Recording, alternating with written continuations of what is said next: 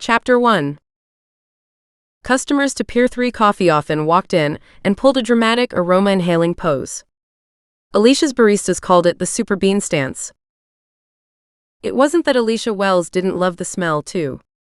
She'd morphed into a coffee snob in college and converted both her brothers while she was at it. Their shared addiction to a quality caffeine fix helped her brothers fall in with her plan to use their grandparents' inheritance to open a progressive independent coffee shop in their not-so-little-anymore town of Surfside. Just close enough to the Bay Area to enjoy the perks of Northern Californian life, and full enough of tourists and college students to funnel a steady stream of customers their way.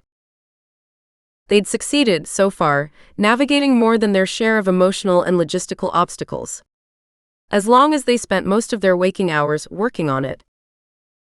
But she made sure, in the narrow slice of time between waking and working, to allow herself a moment to lean against the building and stare out towards the Pacific Ocean.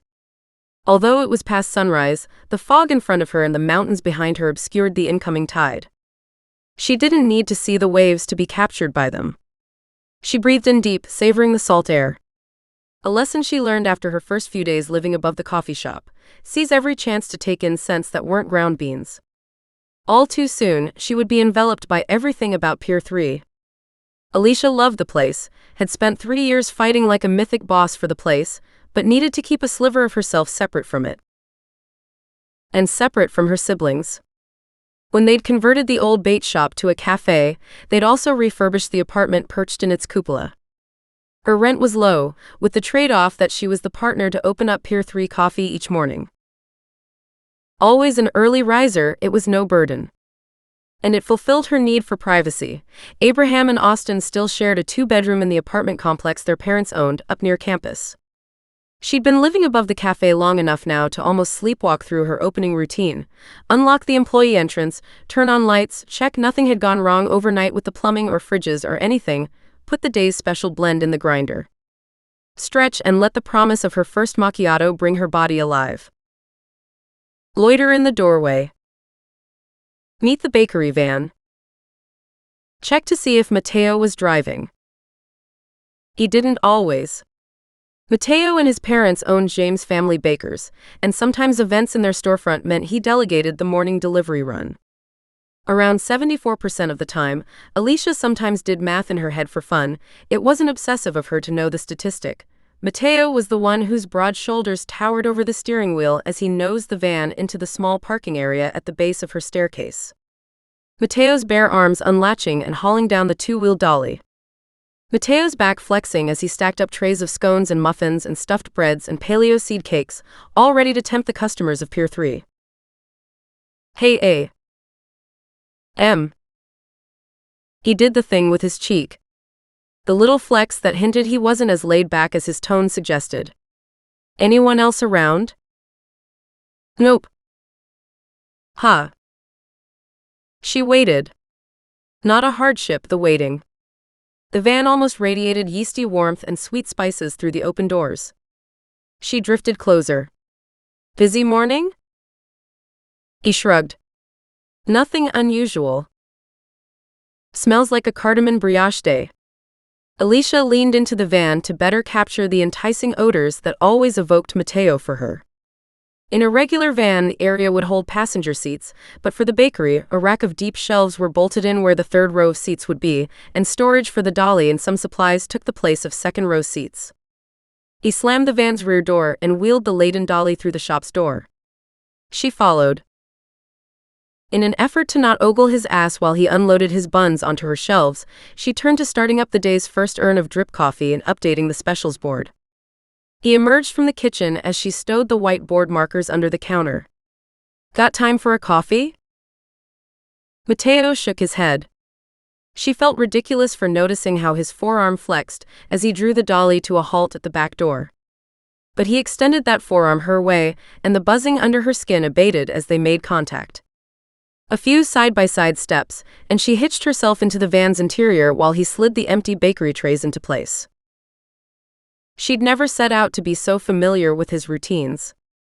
It felt habit-forming in the worst way. Too addictive and too everyday and too centered on him instead of her. None of that was on her fuck buddy checklist. In the pro column, though, Mateo turned her on. Each of his movements, no matter that he was just doing his job, felt like a performance for her. The stretch of his muscles under his t-shirt, the silent but steady gauging of her pleasure, the way he flashed his eyes her direction while she arranged herself in his space. The direct, unambiguous way he approached her and gave her a look she could read no matter how diffused the sun's early morning light in their enclosed corner of the world.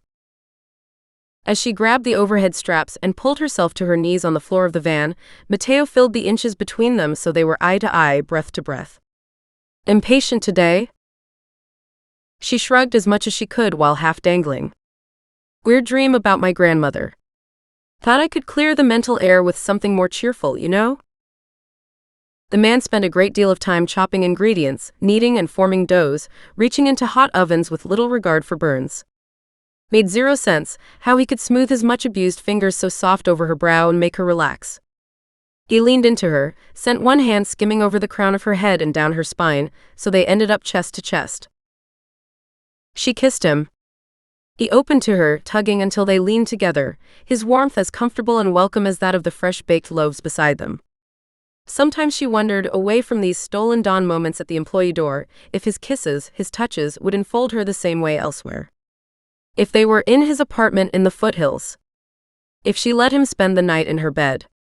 If they came together anywhere besides his van or the shadows of the parking lot, or quickly when there was time up in her room. Enough ridiculous speculation. She dropped a hand down to his ass, stroked the familiar hard curve, tucked her fingers under his waistband. His cock responded, but he broke the kiss. Can't today. Thought you weren't busy. Yeah, no. Mateo's hands were no more in agreement with this plan to skip morning sex than was the rest of his body. She arched as he palmed up the sides of her flannel shirt. They both groaned when her nipples tightened between them. His voice was as rough as his calloused palms. Nothing unusual, except volume. Got to stick on schedule. Or be a few minutes late but ready to whistle while you work, she suggested, rocking her belly against his erection. She was balanced on the very edge of the van's threshold. If not for the blanket pad he always tossed right where she could rest on it, her knees would ache. But in his own not talkative way, Mateo paid attention to things like that. Her comfort. Her needs. Her boundaries about how far he could intrude into her life. Which, unfortunately for her libido, didn't put him at her beck and call. No can do, he said, drawing back an inch that felt like a foot. She dropped back to sitting. Reached for the sandals she'd slipped off during the kiss. Well, damn. Damn indeed. Would so love to be fucking you right now. She didn't need to say the feeling was mutual. He knew. I have something for you, though. Oh. She glanced down, but his hand was only near his crotch so he could draw a baggie out of his front pocket. Alas. Not that. Spoil sport. He snorted. Spoiling my own fun too, you know. Anyhow, here. A light thud on the back of the van put them both on alert, turning outward. Hands off my sister, please, Abraham called from just out of sight. She rolled her eyes but stepped clear of the van and smoothed down her shirt. It wasn't a secret that she and Mateo hooked up some mornings, and if her big brother couldn't deal with the idea of her having sex, that was his own issue. Still, she wasn't used to him showing up so early, and the irritation in her voice masked her concern. What is your issue? Abraham nodded a greeting to Mateo, who stepped to behind her shoulder. She flashed with irritation that he was lurking close, like she needed protection. When he bumped his crotch against her, she relaxed into the awareness that he wanted her to hide the bulge in his jeans. Good morning to you too, sis. You don't even have a shift today. Thanks. I forgot how to read the schedule. Funny. Is something wrong? Maybe her voice wavered some tiny amount because Mateo ran a couple of fingers down her spine. Abraham cleared his throat. I'm giving you a heads up. So you can get ready. Mrs. Vallejo is stopping by in an hour. She used to think when they were little that when she turned her eyes into fierce slits, they'd aim perfect laser darts at her unsuspecting and helpless brothers. It hadn't yet felled either of them, but Abraham did at least rock backwards. Why is Mrs. Vallejo coming by? Mrs. V was their landlady, and from day one of their negotiations, she'd done business via email. Abraham was the one who dealt with the lease, not that they didn't all have access if they needed it. Alicia's own interactions with her were enough to show that the woman was the least spontaneous person she'd ever met. And when did she tell you about it? Abraham flushed the snake. I'll fill you in over a coffee? You sure as hell will. Did you tell Austin? He nodded. He's on his way. And with that, he slithered his sneaky way into the shop, leaving her alone with 1,000 questions. And Mateo? Broad palms cupped her shoulders, and she let herself sag. Let herself lean her back against his strong chest. Just for a minute, though. She had work to do. Turning to face him, she smiled a perfectly calm smile. Okay, good thing we couldn't have sex this morning after all. Something not best pleased crossed his face, but she didn't have time to placate his ego. She noticed the baggie tucked haphazardly next to his now controlled bulge. She snagged it and shook it brisk and cheerful, to signal she was ready for him to head out. What am I holding here? After a beat, he answered, cardamom with a touch of cinnamon and ginger. Grated it when I was making the brioche this morning. Add a rounded half teaspoon per cup for Israeli coffee. Thought you'd like it. It smelled amazing. Distilled essence of his baking. The kind of thing to lift her spirits, to center her if she found she needed such a thing from him. Alicia closed her hand around the resealed bag. I'll add it to the specials, thanks. Mateo's narrowed eyes were no good at making lasers. He lacked her killer instinct. It's not for your customers, it's for you. If you want me to provide custom spice blends for your business, add them to the order form. It would be juvenile to glare right back at him, and Alicia was not a juvenile. She was not as good at on-the-spot retorts as she'd like, but she was adult enough to let him be the one to end their stare down. He turned away to finish loading up the van, and much as she needed to dash upstairs for a shower and the uncomfortable armor of professional clothing, she waited. Standing there, unable to think up a single good reply. Watching until he drove off into the brightening day without a word of farewell. A half-mile up the beach road, Mateo pulled over to stare at the misty surf and calm the hell down. Hair-trigger temper but never a grudge, that was his reputation. Well enough earned, he'd admit, but not the whole story. Seemed like no one ever wanted to get at the whole story. The tide was on the way in, and he made out a couple clumps of surfers, zipping into wetsuits and idly chatting on the sand. They'd start their mornings on the waves, and like as not end up at Pier 3 Coffee afterward, boards propped in the racks, gathered around picnic tables on the deck with coffee and his protein-rich baked goods, watching their fellows and fueling up for the day ahead. And more power to them. He grabbed his tablet and updated the delivery to Pier 3, double-checked his next stops. A few more deliveries, and it would be his lunch break. He could, as he sometimes did, swing back by Pier 3 and let Alicia fix him a drink while he ate. But she would be stressing about the landlady or snarking about his busy day, or subjecting him to her cordiality.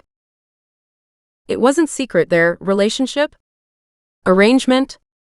He knew she was likely to classify it differently to him. Or she would be if she ever did anything but evade both his hints and his direct questions and be definitive. For months he'd taken her lead, and as a result, everyone knew they hooked up, but no one treated them like a couple. He could walk right up to her in the middle of Pier 3 or out someplace with friends and get a nod of hello. But never a hug, never a kiss. No one in the world could spy them in passing and guess they were more than friends. They'd have zero clue how he felt about her. And since she wasn't interested in hearing it from him, that left Mateo as his own secret keeper. Allowing himself another few seconds of Pacific breeze, he filled his lungs with enough ocean brine to temporarily stave off the omnipresent yeast and spice scents of the van. Of his life. He shifted into gear and went about his business. His family's business. Alicia sometimes talked like that gave them common ground, the family business thing. She never saw the differences. That she and her brothers were grown and through university before choosing to dovetail their career paths in order to work together. That they'd united with shared goals and picked something that catered to their interests, combined their strengths, and allowed them to work towards a vision they built together. That they'd asked each other if the coffee shop was what they wanted. He didn't begrudge them their unity. It wasn't part of his reputation, after all, to hold grudges. And Mateo, with really just the one exception, lived up to expectations. So Alicia had a tight-knit bond with her brothers, so they worked well towards mutually agreed-upon goals. So they listened to each other. Living without all that sucked a bit. But the trade-off was, in being all that was expected of him as the family part of James' family bakers, he gave the extended family no room to react against the truth of the rest of him. Chapter 2. Want a scone? Abraham asked. Alicia waved him off. She was on the third page of notes after their meeting with Mrs. Vallejo, and wasn't going to let her brother interrupt her flow. He would be itching to launch into some kind of reframing or negotiation or rationalization, and she was not in the mood. T. Go away. We'll talk later. Alicia, come on. Go away, Abraham. She didn't have to look up from her legal pad to know he was tilting his chin in that restrained impatience way of his. Let him stew. Served him right for failing to mention the meeting until the last minute. She had schemes to concoct. Their landlady's announcement that she wanted to sell the building wasn't a complete shock. She'd mentioned moving to Oregon to be closer to her grandkids back when they first signed the lease on the former bait shop they'd converted into a mostly thriving independent coffee shop. Alicia's long-term plans from the outset included buying Mrs. Vallejo out. But like a magical thinking fool, she'd operated on the assumption they'd have until their 5-year lease was up to build capital. But then, recession and Mrs. Vallejo losing her husband. It made total sense she'd want to sell up to finance her move north, and their lease contract didn't give them much leverage. It was kind of Mrs. V to even offer them time to get financing before putting Pier 3's building on the commercial market. But realistically, no one buying out the remainder of their lease would turn around and sell it to Alicia and her brothers just 2 years later. Assuming the new owner even honored their lease. Alicia. It was Austin, clearly having been deputized by Big Brother to get her attention. She spared a moment while flipping over to a blank page to wave him off. He didn't take the hint. Austin never took the hint if he didn't feel like it. He probably went out of his way to scrape the chair legs against the painted concrete floor as he seated himself across from her. Leaning up on his forearms, he made as if to read her notes upside down. What you writing? Bliss. He drummed his hands on the table. No shit. You probably have special markers so you can write lists on the tiles while you shower. The quick cadence of his palms on the tabletop sent her pen jittering across the page, so she gripped it tighter and lifted the pad to rest on her left arm while she wrote. You installed that tile, you know damn good and well there's no room to write on the mosaic. Abe says you fainted when Mrs. V said she's kicking us to the curb. I did not. And she's not kicking us out. Only Austin could go from irritating her with his talking to goading her with his silence. She looked up and he'd gone all soft and concerned looking. We'll think of something. Don't worry, okay? A gentleness in his tone just screamed about how ready he was to launch into overprotective mode. On the one hand, it amused her when her irreverent little brother was so eager to copy Abraham's serious caretaker stance. On the collected other hands of everyone in the coffee shop, and that included Abe's prosthetic one, she had a perfectly functional older brother already. Austin should stay in his lane of backing off and letting his older siblings make the decisions. He didn't let up even when she deployed her sternest big sister glare. She gave up first.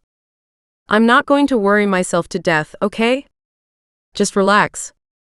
Both of you. Abraham grunted from where he'd paused behind her shoulder.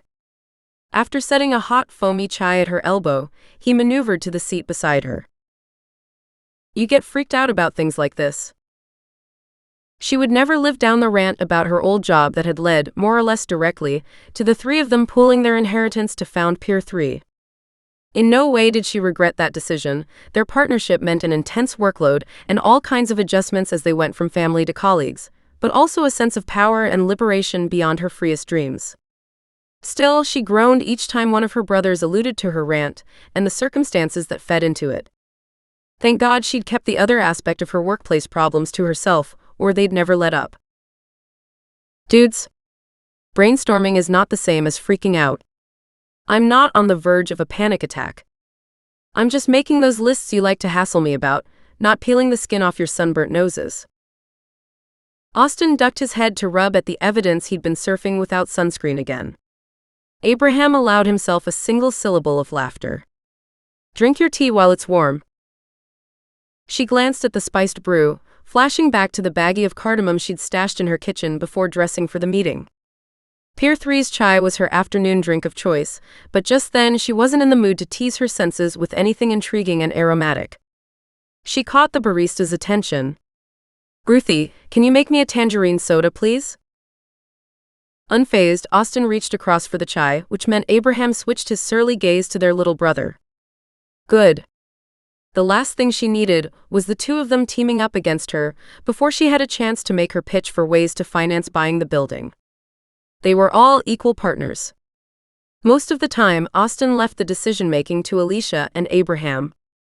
Not that he was a pushover by any means. When she and Abraham locked horns, he set himself up as the chilliest judge in Northern California, listening through their arguments and pushing back on both sides until the one he ruled against was ready to concede before he'd announced his verdict. She could handle that. It was fair. What irked her was Austin siding with Abraham from the outset. It was no fun arguing with a couple of brick walls. And almost never effective. Okay, you've done your due diligence with the hovering and the monitoring my heart rate or whatever. Will you two give me credit for rolling with this punch now, so we can focus on what we do next? She didn't love the look that passed between her brothers. But Abraham leaned over to scan her notes, so she flipped to the first page and began to talk them through her initial ideas. Mateo sent Sean out with the deliveries the rest of the week. All part of the new plan. The figure out if Alicia could love him, or was he trying to proof a relationship with expired yeast plan. The first step was testing the quality of his own ingredients, as it were. Can't bake a prize-worthy loaf with weevil-infested flour. So in case he was doing what she thought and conflating lust with love, he removed sex from the recipe. He had to get past the point of near-daily cravings for her touch, her smile, the curve of her neck. He'd not been forced to beat an addiction before, so he wasn't sure how long it would take. For a few days, he argued with himself that it was long enough. He'd stayed away and still found himself thinking about sharing a joke with her, or baking her favorite egg tarts, or worrying about the result of the landlady meeting. Everything that was connected to Alicia herself, not her ability to make him harder than his granite spice-grinding pestle. In his more cynical moments, he knew it was his lust tempting him to take back the morning delivery. He wasn't lying to himself about missing Alicia and worrying over her. Those were genuine emotions and important ones. Ones that established the truth that his feelings went deeper than his basic attraction to her and what she could do with his erection. But until that erection stopped dragging him to her like a divining rod, he focused on his new breakfast bread recipes and left the van keys in Sean's hands. By Monday, he'd accomplished two things: perfecting an innovative mango chili lime muffin and knowing that never talking to Alicia again was a worse fate than never touching her again. Armed with both, he made his way back to Pier 3. She'd fit herself back into the full business attire she'd unearthed from the depths of her armoire, where she'd banished it in hopes of never needing it again. Ironed her shirt like it had a hope of shielding her vulnerable skin. Polished her pumps as if their gleam could distract the world from the way her ankles felt prone to wobbliness as soon as she put them on. Everything she did to prepare reminded her too well of those corporate days. Of being transparently trapped, surrounded by untenable dead ends. Her well-organized portfolio was stashed in her car, ready for a run out to San Jose as soon as the bread was delivered and the morning barista arrived. No need to change her plans because Mateo deigned to show up, annoying her by pulling into the narrow space in a way she immediately knew was not Sean. He navigated not just with the precise aim born of many prior deliveries, but also with an easy curving turn that only a hard-up person would view as sexy. Van parking was not a sexy activity. She folded her arms against the cool morning breeze. When Mateo hopped out with his usual single-letter greeting, she just nodded in reply. He asked how she was. She shrugged to show she was fine though not overjoyed. He explained about his new products. She jotted notes to prove she understood their many desirable qualities. It wasn't until the breads were shelved that he wedged his shoulder into the wall beside her, practically cornering her. Yes, if she needed, she could swing open the street door to escape. Didn't change the fact he was using his size to make himself present in her life. Hey, Mateo. Miss me?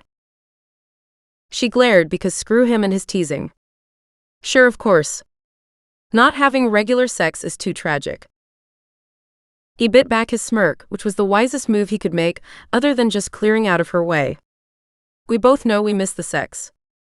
That wasn't my question. Not this again. Look, I have a meeting to get to. He tilted his head, but it didn't otherwise shift his bulk. Something to do with the landlady thing? Timeline for buying this place just got urgent. We're trying for an SBA loan, but our banker here was cautious because of our first quarter reports. They've seen our seasonal shifts and the general economic outlook. They know we're going to double our profits in summer. So I'm hoping being face-to-face with a lender will be persuasive, and I can make sure we've got everything they're looking for. I mean, I do according to the checklists, but how many times do these things come back with a request for something not on the list, you know? And like that, he'd gone from looming to almost embracing her, providing a wall of warm muscle she could lean on, if only she nudged a fraction his way. She waved a hand to sever the currents of connection. Sorry, you don't care about any of that. It's our problem. I wouldn't say that. Of course it is. Abraham might be denying we can find the financing, but whatever happens, it's on him and Austin and me to figure it all out. And my plan will work. I think. It will. No one dares to doubt your plans. Her dismissive hand slid, and not because she meant it to, up his forearm. It only happened because he loomed so close it short-circuited her nerve endings and she misjudged her personal space. She recovered fast, tucking her arms down at her sides and lifting her chin to show his nonsense didn't sway her. My plans are solid, that's why it's going to work. I did the research and ran the numbers. CalFirst should have recognized that, but if they don't grasp the value of our business, we'll find someone who does. You tried FSCU? They haven't called me back yet. I'll get Felipe over there to drop you a line. He carries our building and equipment loans. A sizzle up her spine like the sharp hiss of the frother.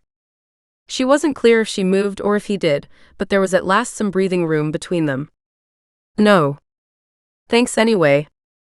I have things in hand with the lender in San Jose, and if it falls through, I can make my own contact with the business loans people at FSCU.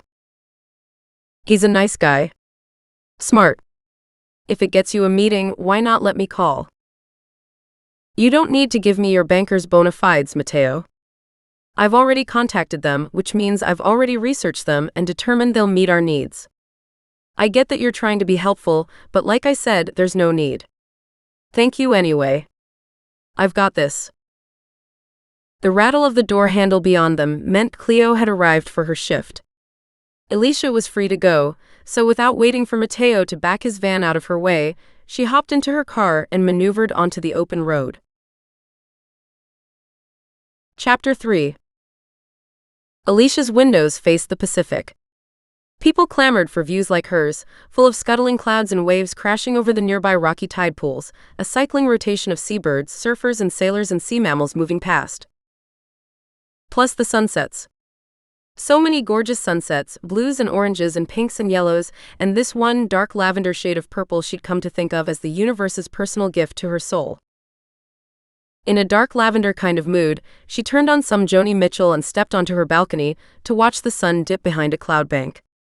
Twilight was meandering in, and she had every intention of positioning herself around the bonfire before anyone else in their group could show up to claim her favorite spot. As much as she loved Pier 3, she always wanted to sit with her back to it during their Friday evening bonfire meetups. She wanted to fill her horizon with the ocean and the lights of town blinkering up into the mountains behind it. Just to give herself an hour or two when she wasn't focused on work or home, either one. She spotted her cousin Noah parallel parking a ways up the beach. And a couple of friends from the university leant against their hatchback, trading work shoes for flip-flops. She finished toweling off her hair and moved inside to grab a sriracha and the six-pack chilling in her fridge. No guitar this night, she wasn't in a strumming kind of mood. Noah met her at the edge of the fire pit and helped her spread out the blanket, anchoring one corner with the beer before claiming a spot for himself. As she settled, she asked, "So, what's up with Surffest?" Noah grimaced and slumped dramatically against her. "Oh my God, don't even go there. Do you know how many council member biographies I've memorized over the past week? Just to figure out a way to negotiate one measly permit. It's not looking good?" He snorted. "I had no idea this town was such a old dudes club. Or old gals club if you count how nothing's gonna get done if Astrid Plunkett doesn't think you're worthy." "Why doesn't Astrid Plunkett think you're worthy?" asked Austin, taking up residence on the other side of the blanket. She bumped her shoulder into his, partly as welcome and partly in gratitude that now Mateo would have to look for someplace else to sit. She left Noah and her brother to discuss the Plunkett problem while she scooted forward to build a proper fire out of the wood her friends had dropped by the pit. Just as she was coaxing the kindling into a flame, she felt eyes on her. She glanced up and, yep. There was Mateo, arms crossed like the skeptic he was. "What?" she asked. "You're never going to build the logs into a tent shape, are you?" She rolled her eyes at him and went back to tending the flames. "Log cabin works great," she said, once she wedged herself back between her relatives. He shook his head. "It's not a fireplace, eh? Haven't you ever seen a child's drawing of a campfire? It's a triangle for a reason. Can't you two ever give it a rest?" Abraham said, making his way over. He nudged Austin. "Make way." Austin leaned back on his elbows like the thought of moving had never occurred to him. "Bring your own blanket if it's so important to you." She shot eye lasers at them. "I'm the one who brought the blanket." Her brothers ignored her. Across the pit, Mateo unstuffed his nylon mat and shook it out. "I've got room." Austin poked her with his foot. "Go sit with Mateo so Abraham can sit down." "It's my blanket," she repeated. Noah handed Austin one of her beers, then pointed his own in warning. "Careful, she's got her boss bitch voice on. Must be leftover from the other day." Mateo gave Abraham a hand to sit down beside him. "Why, what happened the other day?" It was plenty light enough for her to catch the way Mateo glanced at her before he answered Noah. Like he wanted to be sure he hadn't cast any of her secrets out to the waves. Whatever her face was like, it gave him some kind of leave to continue. She was all kitted out in a suit to go to meetings. It was fierce. Powerful. Suddenly, everyone was talking around her like she wasn't on the beach. She leaned forward to prod at her bonfire, which was sparking up very nicely, "Thank you very much." Austin finished explaining about the quest for bank loans and Mateo put in, "The main thing is she looked like a total boss. You know how sometimes she gets that determined face? And you're like, I sure hope the baristas don't mess up that customer's order." Noah laughed. "When we were kids, I told Uncle Simon that his daughter scared me. And he told me he'd give me $5 if I would tell her that to her face." Everyone was laughing, but she glared. "Yes, just like that," Noah said, pointing. "Did you do it?" Austin asked, leaning against her like she wasn't scary at all. "God, no." Mateo turned to Abraham. "You suppose your dad would still make that deal?" Austin snorted and answered for them all. "I doubt he'd think he could find any takers at this point." God knows Dad loves when people are intimidated by his daughter. Seems like he and I have something in common then, Mateo said, all attention locked on her. Alicia being intimidating is one of those things that I can't get enough of. Suddenly, it wasn't possible to look away from her sometime lover. He was smoldering more than the damn slow-to-catch outer logs on her fire. Noah chucked a bottle cap his way. Every damn thing about Alicia is something you can't get enough of.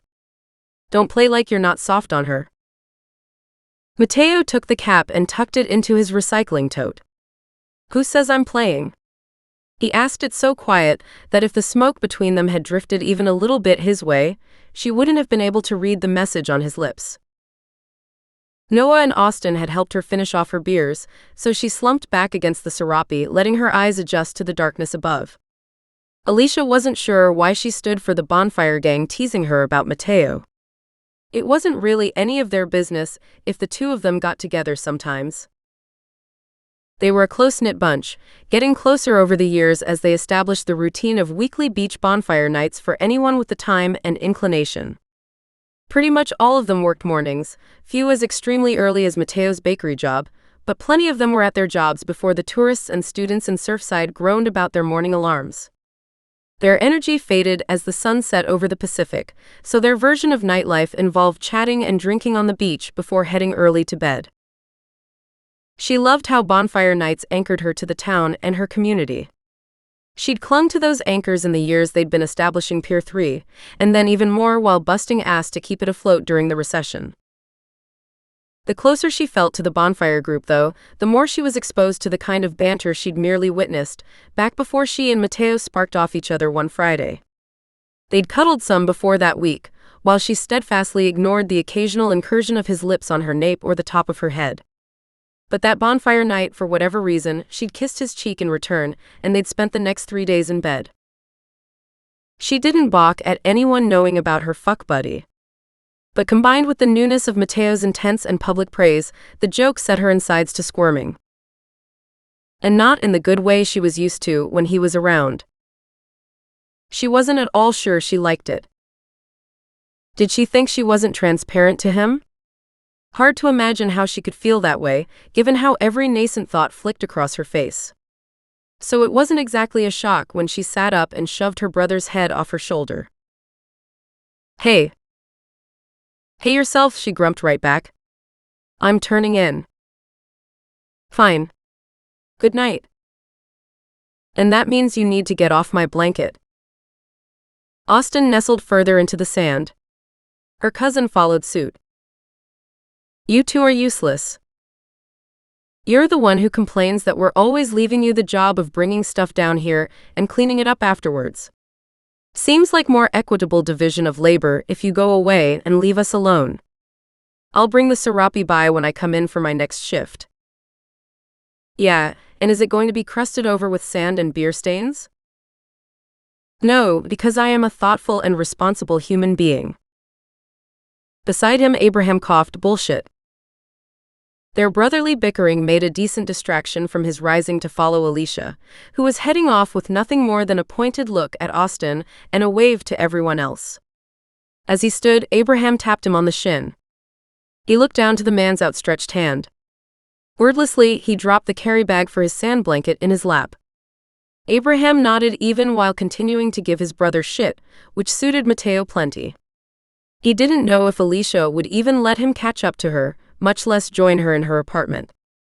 But he appreciated the quiet indication that his friend would look out for his stuff if he didn't make it back soon. Once he was clear of the firelight, he jogged to catch up to Alicia. She was walking fast, arms folded tightly in a way that read to him as defensive rather than chilled. He wasn't oblivious. He knew damn well that she'd just as soon no one mentioned how he looked at her. Thing was, unless she told him straight out otherwise, no way was he going to stop looking. That being the case, the gang was going to notice. And the gang being the gang, they were going to comment, especially her wise-ass cousin. Alicia. The wind was the wrong way, but obviously his voice carried enough for her to notice. She slowed and dropped her arms, though she didn't turn or wait for him. He caught up a few feet short of the Pier 3 patio. Hey. And then his mind blanked. Whatever instinct had pushed him to follow her into the night hadn't been so kind as to let him know what to say once he got to her. Alicia didn't have the same problem. I hate those business suits. Okay? The question in his voice prompted her to go on. When I left Zenon, I had a whole closet of them. More than a closet. That armoire in my place now? That's where I kept all the overflow, whatever wouldn't fit into my walk-in. Some of it was external pressure, you know? Everyone else looking the part, and me feeling like I needed to match. Her lips pressed together in a way even more defensive than her crossed arms had been. And the rest of it? He'd never pegged her as an especially vain or status-obsessed person. But he hadn't known her in her corporate businesswoman days. The other part was? She sighed and leaned up against the patio rail. It was a kind of costume. I thought if I could put on the right kind of clothes, I would fit the profile. Obviously, his few accounting classes and the small business conferences he'd attended hadn't been much use at cluing him into the pressures she'd been facing. You wanted to fit this profile and felt like you didn't? She shrugged in a way that left her leaning lightly against him. He couldn't figure how deliberate a movement it had been, but he'd take it. Sometimes it was more a case of trying to convince myself that I did fit in. I'd done all that work to get the damn job in the first place. And even when what happened, and I knew I had to find someplace new. She bit her lip, and he swallowed down his barrage of questions about what had sent her away from her high-power job in corporate hospitality. It was something she never brought up. And he knew from her body language she was in no mood to get explicit about it now. I interviewed other places, even got a couple offers. One was where a friend of mine from grad school worked, so I knew all about the corporate culture there. Knew I wasn't going to end up in the same. She shrugged again. Anyhow. Point is, I had the chance to stick with it. To find a use for all those suits. But instead, you ended up here. She nodded. And you don't want to revert to a place where you have a closet full of costumes. Even though, far as I can see, you more than earned the ability to fit in wherever you want. It doesn't matter if I fit in. It matters that I don't want to. That's not who I want to be. Ah. He nodded. So when I called you out for being a badass boss bitch, you didn't want to hear how impressive you were to me, or how I admire your knowledge and capabilities. You just heard that I was hot for some superficial dress-up version of you, and that sent you scrambling. He immediately paid the price for daring to have any insight into her heart. Alicia was halfway to her staircase before he'd even stood up. He followed just close enough to hear her lock herself in her apartment before turning to follow the beacon of the bonfire back to his circle of friends.